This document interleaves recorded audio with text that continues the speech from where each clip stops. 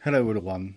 Today is the ninth time of my life story, Father, Son, and Violin. The Cultural Revolution begins. Okay, now I tell you what Cultural Revolution is like. Okay, Bodhisattvas on fire. We see the Buddhas in the temple. They were burned. Okay, in 1966, as soon as I reached the grade 6, our great leader Chairman Mao launched the historically unprecedented Cultural Revolution.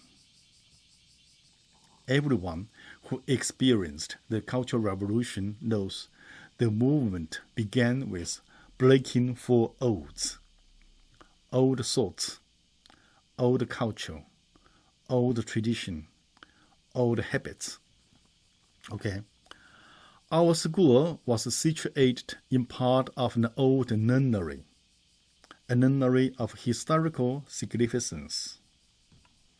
One day, when the whole class was criticizing our teacher, we overheard someone shouting, "Everybody poured on action.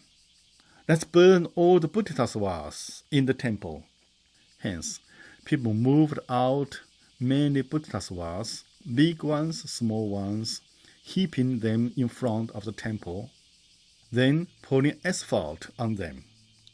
One match, and immediately a thick smoke, rolling with fire, twisted into the sky. The one who lit the fire was a man we call Uncle Wang. As an 11-year-old boy, I did not know what to be afraid of, and so went to see the crowd for fun, with a neighbor about 10 years elder than my age. He showed off his knowledge by telling me, "This is just like before liberation, when the foreign devils burned our circle brilliant garden in Beijing."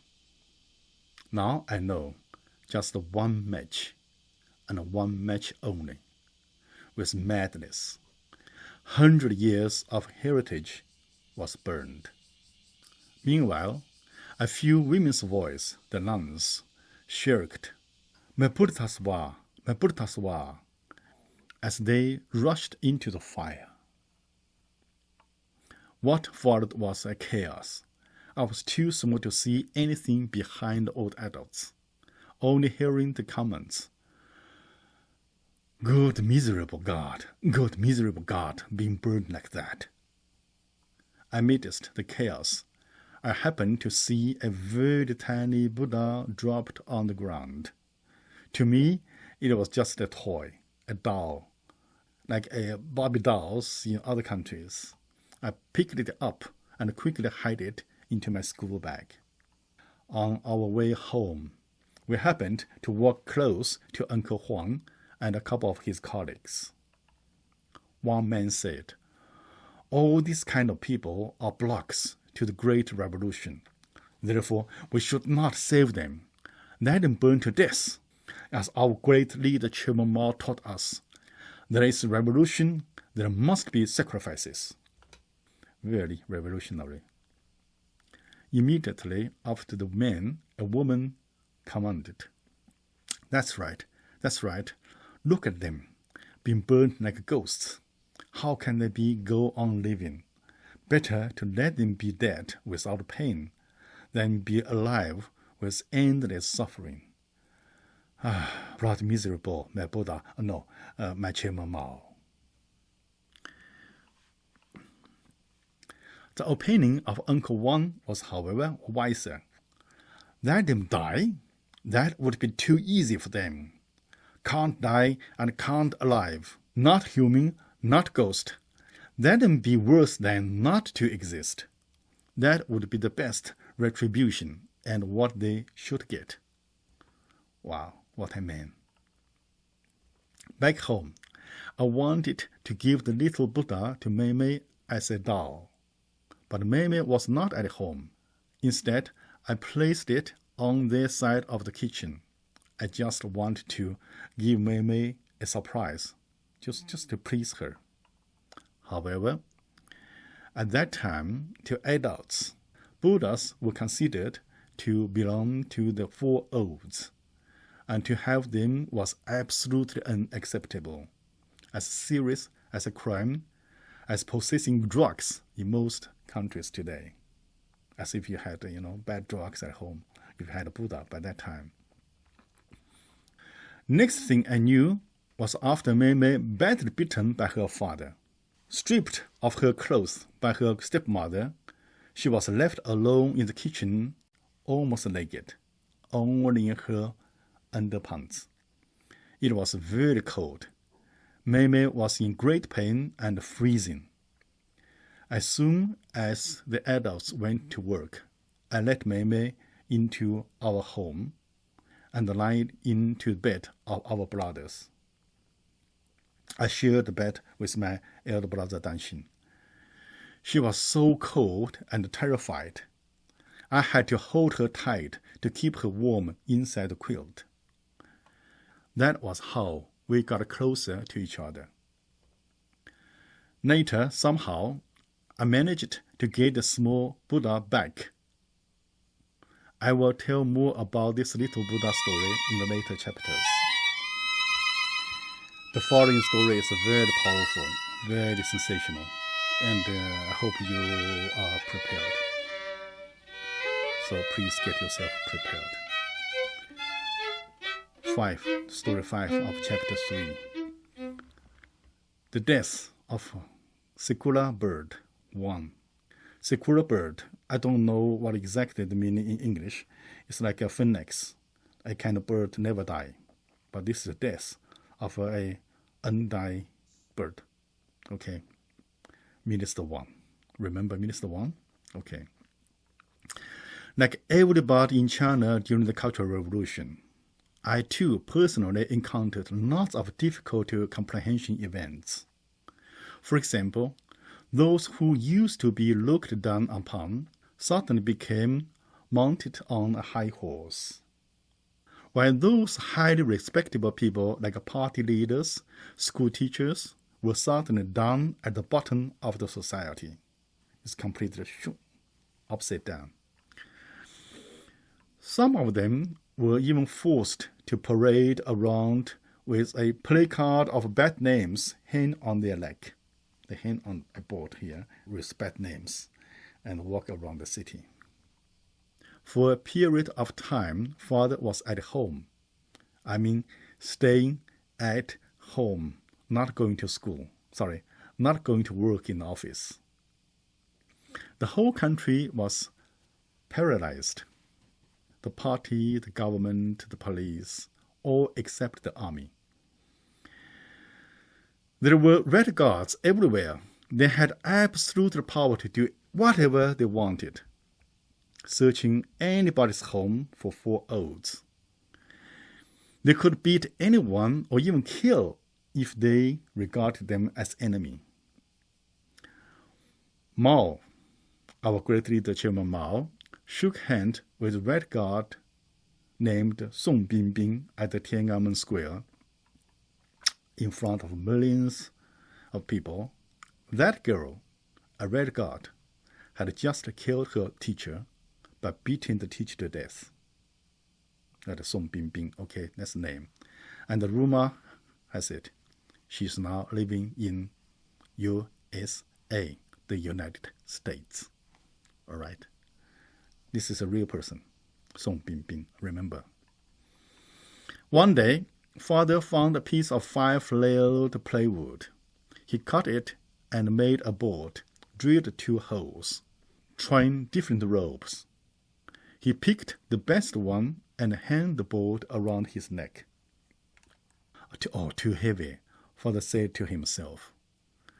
Then father changed a piece of 3-layered plywood and started all over again from the beginning. Are you also going to parade with that? Mother worried. Oh no, I'm not qualified, father smiled bitterly. This is for my superior, Minister Wang. Next, father wrote on the board, down to the capitalist road going Wang. That's a bad name. Okay, Minister Wang, was accused to be a capitalist road-going person. Bad guy. I thought my father must have also joined the rebel, taken the advantage to get revenge on Wang for what he did to our mother, transferring her to a much lower working unit. Recalling the hatred of his son from incident of Teng Hao, I was actually quite excited about the father's activity. I was actually looking forward to see Minister Wang, But later I learned that father was entrusted by Wang to make that board because he was handicapped. Minister Wang was one of Mao's followers and had been shot several times during various battles, until the day Mao announced the establishment of New China. Wang also made announcement that he was a secular bird or phoenix that would never die. It must have been beyond one's expectation that during his lifetime, in the country he fought for, one day he would suddenly lose everything.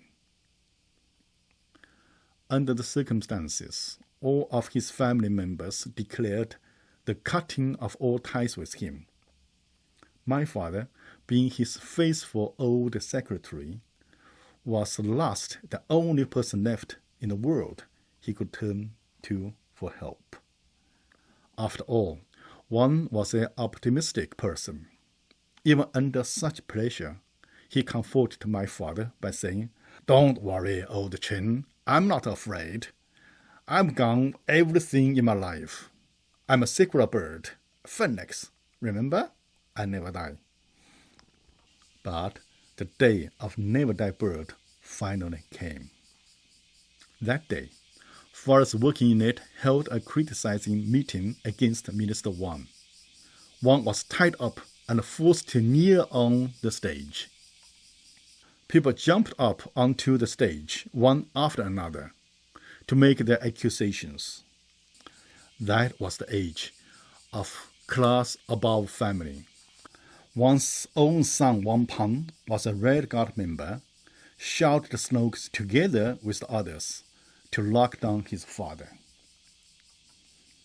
More unexpectedly, Wang's wife too jumped on the stage, accusing Wang of cheating and forcing her to be his wife, when he was young and innocent, working on the army propaganda team. That accusation certainly brought the meeting to a high climax. Wang was made to wear a high paper hat, and the border my father made while escorted to the parade. Though the board my father made was not really heavy, Wang was handicapped. Therefore, there is no way he could walk with that board all the way through by himself. So, from time to time, father had to take turns replacing him, carrying that board. After some distance, Wang was dragged his feet rather than walking. When the procession passed by a small garden pond, Wang broke loose and dashed into the pond. He had his final words, "Anti or anti." In front of everybody's eyes, he threw himself into the garden pond. The revolutionary sunk down to the bottom. Sorry. Those things are really truly happened, I saw it on my own eyes. One's wife fainted on the spot like a dead tree trunk and dirtied her trousers with natural reliefs. One's son, Wang Pan, was nowhere in sight. For the time being, only Wang Pan's younger brother was crying like hell for her daddy and mother.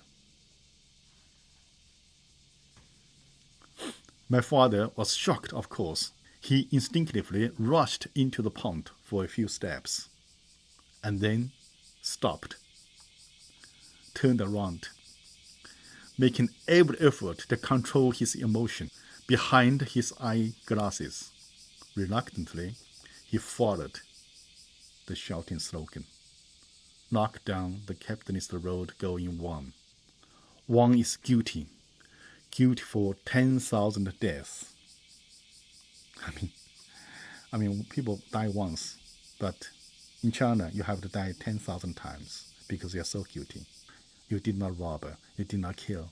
But if you go to capitalist road, you deserve death of 10,000 times. I hope I can live for 10,000 times. It is said that from 1966 to 1976, within those 10 years, among 2 million Chinese people died unnaturally due to political reasons. Besides a huge number of suicides, they were killed not directly by the Communist Party, not by any authorities, but by ordinary people themselves, such as students killing teachers, civilians killing party leaders, workers killing their working leaders, farmers killing surviving landlords and their families. The rebels and the royalists killing each other. There's lots of killing going on there. Okay, I think this is powerful enough. I'm not a politician. I don't want to get into too much politically. I only tell the story what I saw by my own eyes. But if you're interested in the Chinese history, especially during the Cultural Revolution, you can study every single leader from Liu Shaoqi, from the chairman of the country. Mao Zedong was the chairman of the party, and Liu Shaoqi was the chairman of the country. How he died, and what the result of Mao's wife, and everybody, every leader you can study. If anyone who died peacefully, I'm not sure. Okay, that's all for today, and next time we continue the Cultural Revolution. Thank you for watching. Bye bye. But the day of never die. But the day of never die bird came finally.